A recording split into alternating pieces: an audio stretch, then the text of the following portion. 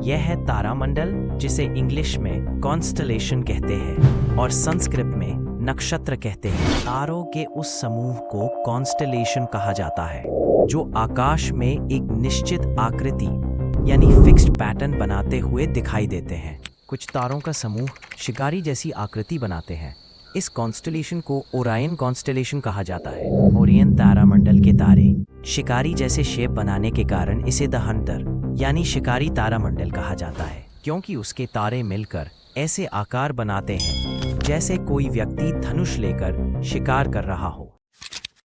कुछ तारों का समूह भालू जैसा आकार बनाते हैं। ये तारे उर्सा मेजर कॉन्स्टलेशन के अंदर आते हैं। इस कारण इस तारामंडल को द ग्रेट बेयर यानी महान भालू तारामंडल कहा जाता है।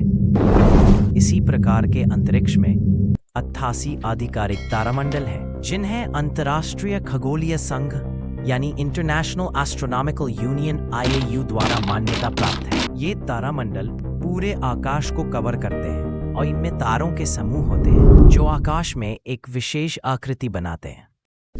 कॉन्स्टलेशन लैटिन भाषा के कॉन्स्टेलेटियो से आया है, जिसका मतलब होता है ग्रुप ऑफ स्टार्स यानी तारों का समूह। लेकिन हकीकत ये है कि ये तारे जो हमें एक साथ दिखते हैं वास्तव में एक दूसरे से लाखों लाइट ईयर्स दूर हो सकते हैं। उदाहरण के तौर पर ओरायन कॉन्स्टलेशन के पैरों को बनाने वाले दो तारे रिजल और सैफ, इनके बीच की दूरी लगभग 300 से 350 लाइट ईयर्स मानी जाती है।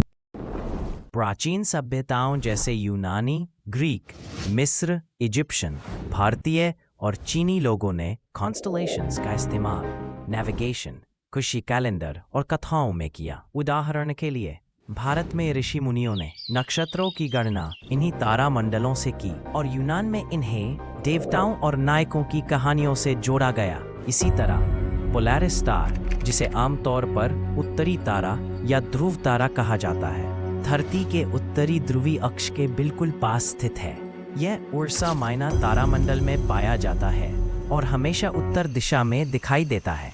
इसी कारण पुराने समय के नाविक यानी नाव चलाने वाले हाथ में इसकी मदद से अपनी दिशा तय करते थे, क्योंकि यह तारा आकाश में लगभग स्थिर रहता है और हमेशा उत्तर दिशा की ओर संकेत करता है। आज वैज्ञानिक तारामंडलों की मदद से स्पेस ऑब्जेक्ट्स को लोकेट करते हैं, जैसे हम किसी ग्रह, नेबुला या गैलेक्सी आदि की पोजीशन बताते हैं कि वह किस कॉन्स्टलेशन में है। यही तरीका इस्तेमाल होता है हबल और जेम्स वेब जैसे टेलीस्कोप्स में भी। उदाहरण के तौर पर सेंटोरस तारामंडल, जिसमें सदर्न क्रैब नेबुला जैसी निहारिकाएं हैं। अगर आप और भी ऐसे वीडियोस देखना चाहते हैं तो नीचे वाले रेड बटन को दबाइए और सब्सक्राइब हो जाइए। बेल आइकॉन को भी प्रेस करें ताकि आप हमारी लेटेस्ट वीडियोस मिस ना करें। आपका सपोर्ट हमारे लिए बहुत इंपॉर्टेंट है। सब्सक्राइब करके हमारी जर्नी का हिस्सा बनिए।